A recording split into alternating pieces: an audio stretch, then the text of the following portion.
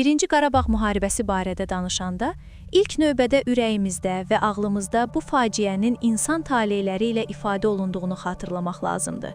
1988-ci ildən 1994-cü ilə qədər davam edən bu münaqişə yalnız ərazi uğrunda mübarizə deyildi.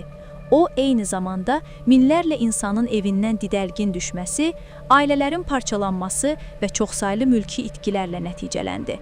Bu nitqdə mən sizə hadisələrin necə başladığını, nəyə görə böyüdüyünü və ən acı nümunələrdən biri Xocalı faciəsi və ümumilikdə Azərbaycanlılara qarşı yönələn geniş miqyaslı zorakılıq aktları barədə ardıcıl, dayanmadan danışacağam. Sovet İttifaqının son illərində mərkəzi hakimiyyətin zəifləməsi və qapalı informasiya məkanının açılması nəticəsində bölgədə uzun müddət yığılan etnik gərginliklər səthə çıxdı.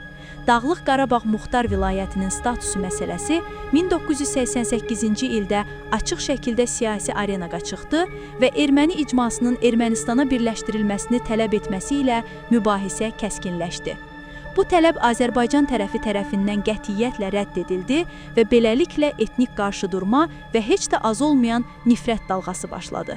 Zamanla siyasi liderlər, yerli və xarici hərbi qruplar, həmçinin müxtəlif silahlı bölmələr bu münaqişəyə qarışdı və sivil əhali müharibənin ən həssas qurbanına çevrildi.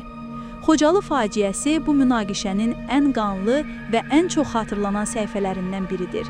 1992-ci ilin 26 fevralında Xocalı şəhəri mühasirəyə alındı, şəhər blokadaya məruz qaldı, elektrik, su, istilik və ərzaq təchizatı kəsildi, çıxış yolları bağlandı, şəhərdən çıxmağa çalışan mülki vətəndaşlar qaçış zamanı atəşə tutuldu, bir çoxu yaralandı, çox saylı şəxslər girov götürüldü və itkin düşdü.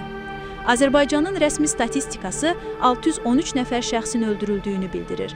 Eyni zamanda Human Rights Watch və başqa beynəlxalq mənbələr minimum 200 nəfərin öldürüldüyünü qeyd etmiş və ölü sayının dəqiq müəyyənləşməsinin çətin olduğunu vurğulamışlar. Bu fərqli rəqəmlər hadisənin miqyasını azaltsa da, heç bir halda Xocalıda mülki əhaliyə qarşı qəddarlığın və massanın törədildiyi faktını aradan qaldırmır. Xocalıda baş verənlər həm Azərbaycan cəmiyyətində, həm də beynəlxalq ictimaiyyətdə dərin iz buraxdı və hələ də unudulmur. Xocalı yalnız bir anlıq hadisə deyildi. Bu daha geniş strategiyanın, blokadaların, məhəllələrin hədəfə alınmasının və məcburi köçürmələrin parçası olaraq görülməlidir. 1992-1993-cü illərdə Dağlıq Qarabağ və ətraf rayonlarda Azərbaycanlı əhalinin geniş miqyaslı məcburi köçürməsi baş verdi. Kəndlər boşaldıldı, evlər talan edildi və bəzən yandırıldı. Bu təsadüfi hücum və ya döyüşün təsadüfi nəticəsi kimi göstərilə bilməz.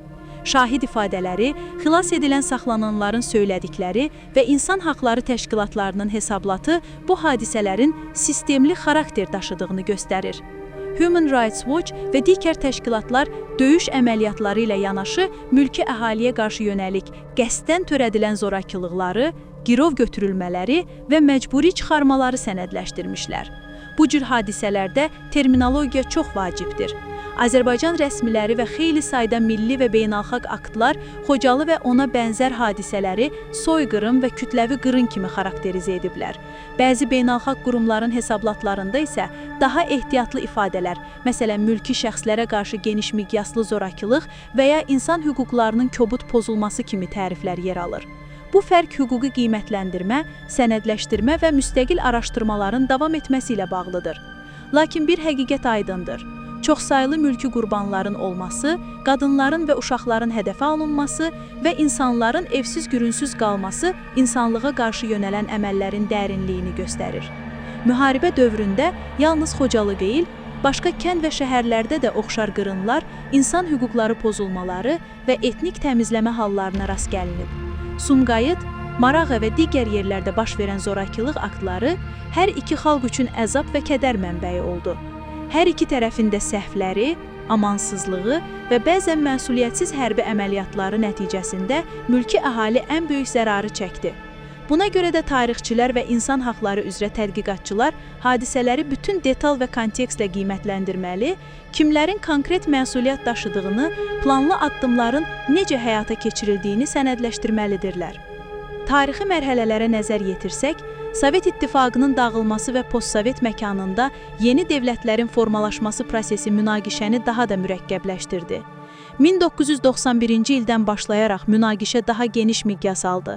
Xarici döyüşçülər və bəzi beynəlxalq aktorların iştirakı müşahidə olundu və nəticədə 1994-cü ildə əldə edilən atəşkəsə qədər minlərlə insan həyatını itirdi, evsiz qaldı və böyük infrastruktur məhv edildi. Atəşkəş dövründə də təsəvvür edilməz acılar və itkilər yaddaşda qaldı və bu yaddaş Azərbaycan xalqı üçün milli travmaya çevrildi. Bu nitqin əsas məqsədi tarixi faktları və şahidlərin söylədiklərini çatdırmaq, həmçinin mülki əhaliyə qarşı törədilən hərəkətlərin insanlara necə təsir etdiyini göstərməkdir. İstəyirəm ki, dinləyici bunu təkcə siyasi rəqəmlərlə deyil, insan həyatı və acı ilə də hiss etsin. Ailələrin ayrılması, uşaqların yetim qalması, yaşlıların küçələrdə qorunmasız qalması, evlər və kəndlərin viranə halına düşməsi, bunlar sözlərlə ifadə oluna bilənlərdən daha dərin travmalardır. Nəticə olaraq deyirəm, 1-ci Qarabağ müharibəsi zamanı Azərbaycanlılara qarşı törədildiyi iddia olunan geniş miqyaslı zorakılıq və məcburi köçürmələr, xüsusilə Xocalı faciəsi Azərbaycan cəmiyyəti üçün unudulmaz və dərindən yaralayıcı hadisələrdir. Bu hadisələrin hüquqi və tarixi qiymətləndirilməsi davam edir. Lakin fakt budur ki, minlərlə insan həyatını itirib, 100 minlərlə insan isə evini tərk etməyə məcbur olmuşdur.